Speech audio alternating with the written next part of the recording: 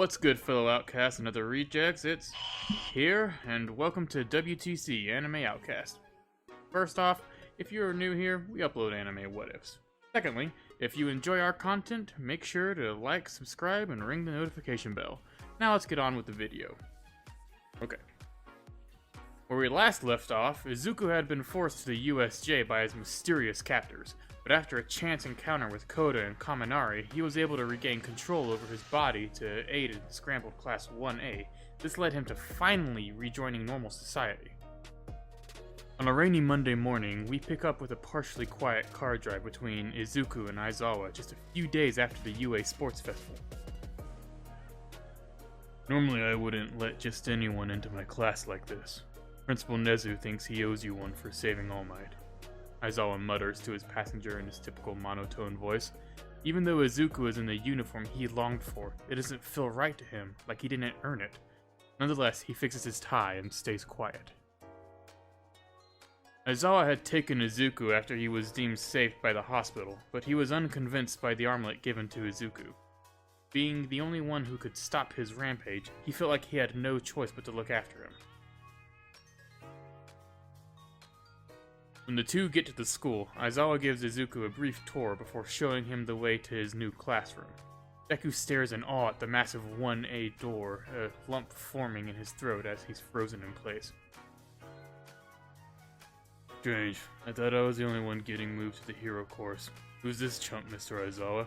A voice calls out from down the hallway, sounding almost as unenergetic as Eraserhead's. Walking up the hall was Satoshi Shinzo, the second place winner in the sports festival and the other new hero course student. Izuku gets a little starstruck from seeing Shinzo, as he's watched this festival from the comfort of Aizawa's home. Both boys are quickly rushed into the class by their teacher. More of the sports festival will be revealed later, but all you really need to know is that Bakugo still gets first, while Shinzo cops the second place, but Todoroki gets third. Then, when the two enter the class, they're instantly met by a strange scene of Bakugo parading around his golden medal given to him by the #1 hero, All Might. He seems to be in a rather cheery yet cocky mood until he sees Deku. His eyes start burning with a passionate hatred as he rushes the young Amazon, yelling, "How the hell did that thing get in here?" Bakugo gets inches away from Deku before being restrained by Aizawa, barely saving him from being blasted out from the classroom by fiery rage.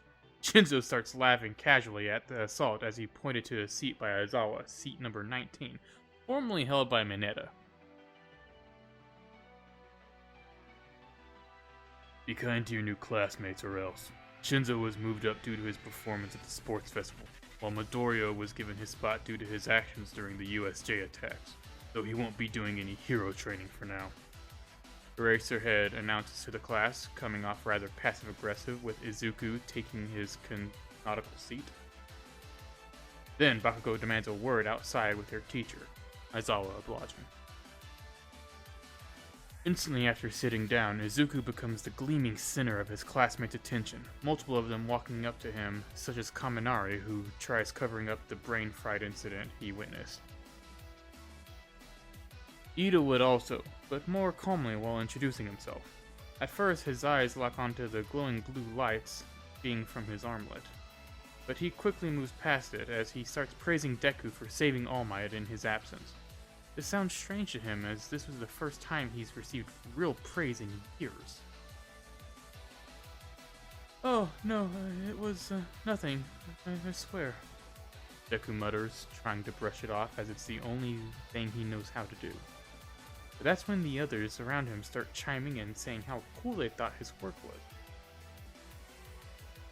However, his glory is short-lived as Bakugo marches his way back in, giving Izuku a death glare on his way back to his seat. The day continues like any other school day. Well, like any other hero school day. He would make a few small friends, such as outgoing Ida and Uraraka, but a few unexpected ones such as Jiro and Yayorozu. With that, we pick up with Izuku a week or two later in the hospital from before. He's getting his armlet examined to make sure everything was still working and getting some tracked statistics. This was during the evening, as not to interrupt any catch-up classes he was having with Aizawa, as everyone else was interning at agencies. Izuku was alone in the doctor's room scrolling on his phone when a mysterious force overcomes him. It was like someone or something was trying to force him up on the roof. With a blood-curdling cough, Izuku is brought to his feet as the force seems to get stronger and stronger.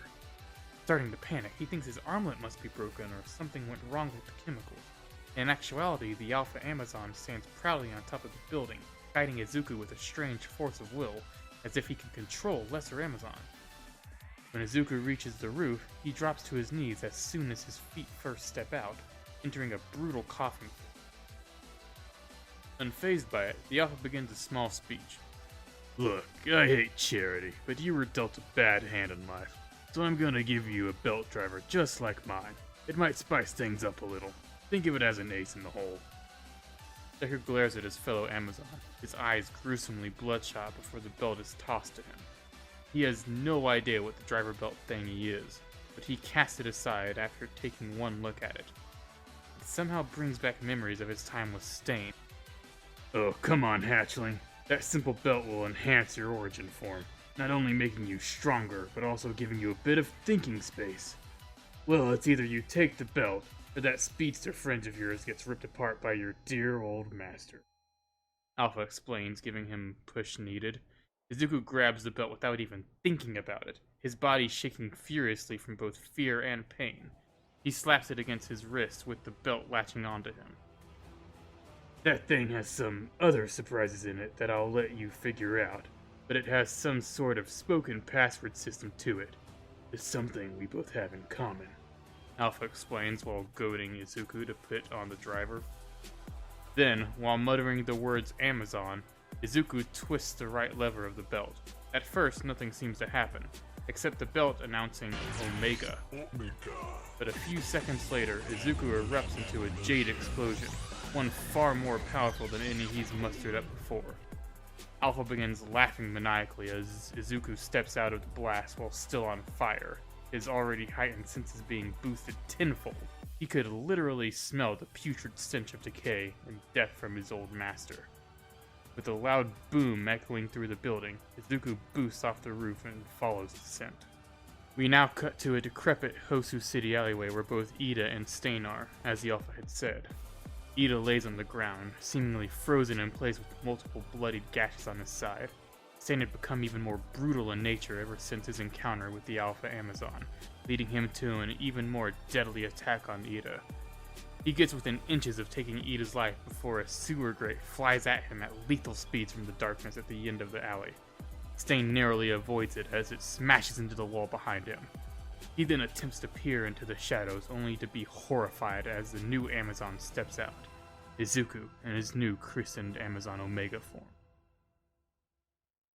This form was just like what the Alpha said it would be, being far more streamlined while boosting his entire body. The once monstrous look he once had was replaced by a new heroic armor-like form. The once blurred colors became more sharp and defined. Stain starts shuffling backwards slowly while preparing a throwing knife from behind his back. You can't be him! I refuse to believe you're him! Stain roars, his voice being oddly shaky. Infuriated, Izuku starts marching towards him, both his fists clenched while growling. You don't even know my name, and yet yours haunts me every night. Ida, who's still lying on the floor while barely holding on to consciousness, gasps at Izuku's voice, and even more so when he carefully steps over him. No! He's mine! Ida tries to say as he clutches Izuku by the ankle, still trying desperately to cling to his revenge. Izuku looks down at him, dumbfounded on what to say, which gives Stain the perfect opportunity to throw a knife straight at Izuku's head. The blade merely bounces off the jade armor and turns the Amazon's attention towards Stain, staring at him with his own frightening intensity through his new crimson eyes. Then, Izuku blasts himself at Stain with another loud boom, socking him in the jaw while sending him into the wall behind him. But his onslaught doesn't stop there as he grabs Stain by the collar and then starts relentlessly beating on him. Throughout Izuku's brutal attacks, Ida cries out that this is supposed to be his fight, as he's still desperate to avenge his brother. This briefly distracts Izuku, letting Stain kick off him and out of his melee range. Do you really think you're some kind of hero, kid? You've always been stained by villainy. Your revenge isn't... Stain tries to yell out before Izuku cuts over him boldly. Revenge? No, this isn't for me. This is for everyone you made me hurt, tear apart, or even eat. I'm finally ending this! Then, ripping a page straight out of the Alpha's book, Izuku grabs the lever he twisted to transform, turning it a second time with it, replaying back the words, Violet Strike. With a surge of adrenaline coming from the belt, he seemingly teleports to Stain while starting to smash his fist into the stomach over and over, each strike getting dangerously close to Stain's injury. As Izuku prepares for his final move, he goes for a right hook to Stain's wound, gruesomely reopening it before sweeping him off his feet. Then, with his leg raised high, Izuku slams him into the ground with an axe kick. Thanks to the outcasts and rejects for watching to the end of the video. If this video gets 20 likes, we'll continue this what if. But if we get 50 likes, we'll upload the next episode this week. Don't forget to subscribe and like the video to get the next part early. Feel free to Discord me to give me my feedback. Thank you and have yourself a wonderful day.